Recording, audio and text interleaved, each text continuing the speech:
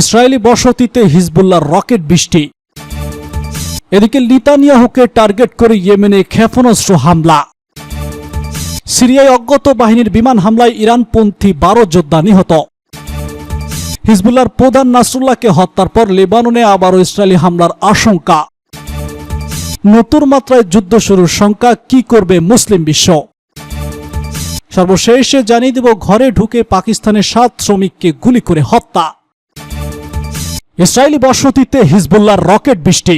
লেবাননের সশস্ত্র গোষ্ঠী হিজবুল্লাহ জানিয়েছে তাদের যোদ্ধারা শহরে ইসরায়েলের দখলকৃত বসতিতে ঝাঁকে ঝাঁকে রকেট নিক্ষেপ করেছে। রোববার এক বিবৃতিতে হিজবুল্লাহ জানিয়েছে হিজবুল্লাহ যোদ্ধারা সার বসতিতে লক্ষ্য করে ঝাঁকে ঝাঁকে রকেট নিক্ষেপ করেছে।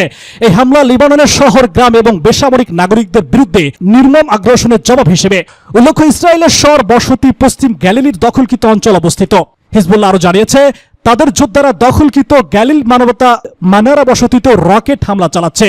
সেখানে ইসরায়েলি সৈন্যরা অবস্থান করছিল, তবে এতে হতাহত বা ক্ষয়ক্ষতির কোনো তথ্য এখনো জানা যায়নি, সূত্র বিবিসি।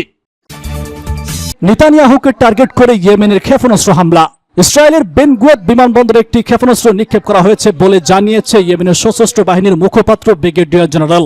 শনিবার এক বিবৃতিতে তিনি বলেছেন, ইয়েমেন থেকে তেল আবিবের ওই বিমানবন্দরে প্লাস্টিক 2 নামের একটি দেশীয় ব্যালিস্টিক ক্ষেপণাস্ত্র নিক্ষেপ করা হয়েছে, যখন কিনা ইসরায়েলের অপরাধী প্রধানমন্ত্রী বেনিয়ামিন নেতানিয়াহু যুক্তরাষ্ট্র থেকে ফিরে বিমানবন্দরে পা রাখেন। বিবৃতিতে জেনারেল সারি বলেছেন, আমরা নেতানিয়াহুর আগমনের সময় বেন গুয়েন বিমানবন্দরে প্যাট্রিক 2 ব্যালিস্টিক ক্ষেপণাস্ত্র নিক্ষেপ করেছি। তিনি আরো জানিয়েছেন, শত্রুর অপরাধের জবাব দেওয়া এবং গাজা ও লেবাননের প্রতিরক্ষার জন্য প্রয়োজনীয় অনুযায়ী উত্তেজনার মাত্রা বাড়াতে আমরা দ্বিধা করব না। জেনারেল সারি হুঁশিয়ারি দিয়ে বলেছেন, আমাদের অভিযান তখনও বন্ধ হবে যখন গাজা ও লেবাননের বিরুদ্ধে আগ্রাসন বন্ধ হবে। এদিকে ইসরায়েলি সেনাবাহিনীর বরাত দিয়ে জানানো হয় যে ইয়েমেন থেকে ছোড়া একটি ক্ষেপণাস্ত্র ইসরায়েলের কেন্দ্রস্থলে আঘাত এনেছে। ইসরায়েলি মিডিয়া জানায়, তেল আবিবের উত্তরের 2টি অঞ্চলে সাইরেন বেজে উঠেছে এবং এরপরই ওই এলাকায় বিস্ফোরণের শব্দ শোনা যায়। টাইম অফ ইসরায়েল জানিয়েছে, ইয়েমেন থেকে নিক্ষিপ্ত ব্যালিস্টিক ক্ষেপণাস্ত্র আবারও ইসরায়েলি নিয়ন্ত্রিত কেন্দ্রীয় অঞ্চলে সাইরেন বাজিয়ে দিয়েছে, তবে এতে হতাহত বা ক্ষয়ক্ষতির কোনো তথ্য জানা যায়নি, সূত্র বিবিসি। সিরিয়ায় অজ্ঞাত বাহিনীর বিমান হামলায় ইরানপন্থী 12 যোদ্ধা নিহত। সিরিয়ায় পূর্বাঞ্চল বিমান হামলায় 12 জন ইরানপন্থী যোদ্ধা নিহত হয়েছেন, আহত হয়েছেন আরো অনেকেই। তবে কারা এই হামলা চালিয়েছে তা এখনো জানা যায়নি। রোববার এসব তথ্য জানিয়েছে পর্যবেক্ষক সংস্থা সিরিয়ান অবজারভেটিভ ফর হিউম্যান রাইটস। সংস্থাটি বলেছে, অজ্ঞাত উৎস থেকে সিরিয়ার দেইর এজ জর শহর এর পূর্ব অঞ্চলে এবং ইরাকের সীমান্তবর্তী মোকামাল অঞ্চলে সামরিক অবস্থানগুলো লক্ষ্য করে বিমান হামলা চালানো হয়। এতে 12 জন ইরানপন্থী যোদ্ধা নিহত হয়েছেন। দেইর ইজ জর বিমানবন্দরের কাছেও 5টি সামরিক অবস্থানে হামলা চালানো হয়েছে, তবে এখনো পর্যন্ত কেউ এসব হামলার দায় স্বীকার করেনি বলে জানিয়েছে পর্যবেক্ষণ সংস্থাটি। 2021 সালে সিরিয়ার গৃহযুদ্ধ শুরু হওয়ার পর থেকে দেশটির সামরিক সহায়তা দিয়ে আসছে ইরান। অন্যদিকে ইসরায়েলের শিয়াপন্থী গোষ্ঠীগুলোকে নিশানা করে সিরিয়ার শত শত বিমান হামলা চালাচ্ছে। অঞ্চলটিতে যুক্তরাষ্ট্র ইরান সমর্থিত যোদ্ধাগুলোকে লক্ষ্য করে বহুবার হামলা চালিয়েছে।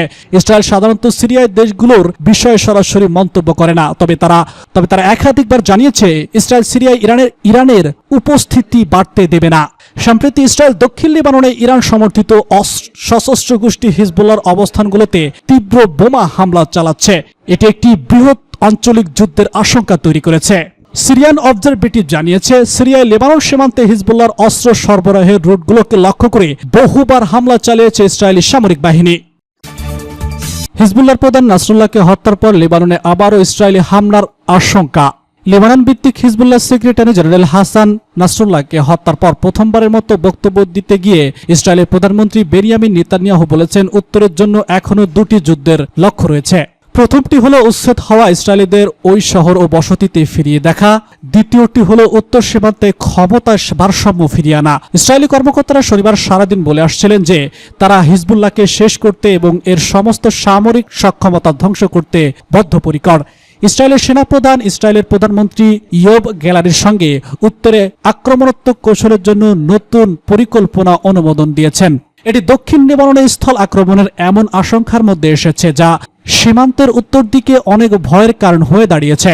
এদিকে তেল আবিব এবং পশ্চিম জেরুজালেম সহ দেশের বিভিন্ন স্থানে হাজার হাজার ইসরায়েলি রাস্তায় নেমেছে। উপপর্যায়ের বৈঠক চলছে। তেল আবিবের ইসরায়েলের প্রতিরক্ষা মন্ত্রণালয়ের বাইরে বিক্ষোভকারীরা বলছেন নেতানিয়াহুকে যুদ্ধবিরতি চুক্তিতে সম্মত করতে হবে। ইসরায়েলের দাবি করেছেন যুদ্ধবিরতি চুক্তির এখনই সময়, 150 বন্দী অবশিষ্ট রয়েছে। তবুও ইসরায়েল বলেছে হিজবুল্লাহর বিরুদ্ধে তাদের লড়াই এবং সংঘাত অব্যাহত থাকবে। সূত্র আল জাজিরা। নতুন মাত্রায় যুদ্ধ শুরুর শঙ্কা, কি করবে মুসলিম বিশ্ব? গাজা ইস্যুতে কেন্দ্র করে অগ্নিগর্ভ মধ্যপ্রাচ্য। এরই মধ্যে লেবাননের ইরানপন্থী অস্ত্র সংগঠন হিজবুল্লাহর প্রধান নেতা হাসান নাসরুল্লাহকে হত্যা করেছে ইসরায়েল। ফলে মধ্যপ্রাচ্যের সংঘাতময় পরিস্থিতি আরও উত্তপ্ত হয়ে উঠেছে। আশঙ্কা করা হচ্ছে নতুন মাত্রায় যুদ্ধ ছড়িয়ে পড়ার। নতুন এই পরিস্থিতি নিয়ে নানা সমীকরণ বিরাচ্ছে পরাশক্তি দেশগুলো। গেল 17-18 সেপ্টেম্বর ওয়াকি টকি ও পেজার বিস্ফোরণের মাধ্যমে লেবাননে শত শত মানুষকে হতাহত করেছে ইসরায়েল। এরপর তারা সরাসরি বিমান হামলা চালায়। 20 অক্টোবর থেকে দেশটির পুরোদমে হামলা শুরু করে ইসরায়েল। এরই মধ্যে 6 শতাধিক মানুষের প্রাণ কেড়ে নিয়েছে তারা। এ অবস্থায় অস্ট্রেলিয়া, কানাডা, ইউরোপীয় ইউনিয়ন সহ বিশ্বের বিভিন্ন দেশ ইসরায়েলকে সাময়িক যুদ্ধবিরতির আহ্বান জানিয়েছে। তবে নেতানিয়াহুর পক্ষ থেকে বলা হয়েছে হামলা থামবে না, চলবে। শুধু তাই নয়, দেশটিতে স্থল অভিযান পরিচালনা করার পরিকল্পনাও করেছে ইসরায়েল। দেশটির একটি সরকারি সম্প্রচার মাধ্যম বলেছে লেবাননের সম্ভাব্য স্থল অভিযানের প্রস্তুতি নিয়েছে ইসরায়েলের সামরিক বাহিনী। টাইম অফ ইসরায়েলের প্রতিবেদনে বলা হয়েছে লেবাননে স্থল অভিযান চালাতে মহড়া চালাচ্ছে সেনারা। হঠাৎ লেবাননে মৃত্যুর সংখ্যা আরো অনেক বাড়বে, আর সহজেই তা অল্প কয়েকদিনের মধ্যে এই যুদ্ধ থামার ইঙ্গিত নেই। এই অবস্থায় লেবানন থেকে নিজ দেশের নাগরিকদের সরিয়ে নিচ্ছে অস্ট্রেলিয়া, কানাডা, যুক্তরাষ্ট্র, যুক্তরাজ্য, পর্তুগাল সহ অনেক দেশ। এছাড়াও দেশটিতে যেতে নিজের দেশের নাগরিকদের বারণ করছে চীন। এছাড়া রাশিয়া, ভারত, মালয়েশিয়া, তুরস্ক সহ আরো অনেক দেশ লেবাননে নিজ দেশের নাগরিকদের ভ্রমণের ব্যাপারে সতর্ক করেছে। অর্থাৎ বিশ্ববাসী লেবানন ইসরায়েলের হামলার বিষয়টি প্রায় নিশ্চিত। গাজা ইসরায়েলের অভিযান চলছে গত বছরের 7 অক্টোবর থেকে। তবে এই পর্যন্ত লেবাননের প্রতিরোধ যোদ্ধা এবং হুতি যোদ্ধারা ছাড়া অন্য কেউ এই হামাসের পাশে সরাসরি অবস্থান নেয়নি। মুখে ফাঁকা বলি আওড়ানো, জাতিসংঘ সাধারণ পরিষদে ফিলিস্তিনের রাষ্ট্র প্রতিষ্ঠার পক্ষে ভোটদান এবং আন্তর্জাতিক অপরাধ আদালতে ইসরায়েলের বিরুদ্ধে মামলা ছাড়া মূলত কোনো দেশই ফিলিস্তিনের জন্য তেমন কিছু করতে পারেনি। গাজায় হাজার হাজার মানুষ হত্যার দায়ে ইসরায়েলের প্রধানমন্ত্রী বেনিয়ামিন নেতানিয়াহুর বিরুদ্ধে আইসিসি গ্রেপ্তারি পরোয়ানা জারি করলেও এখনো পর্যন্ত ইসরায়েলের বিরুদ্ধে কোনো অ্যাকশন নিতে পারেনি।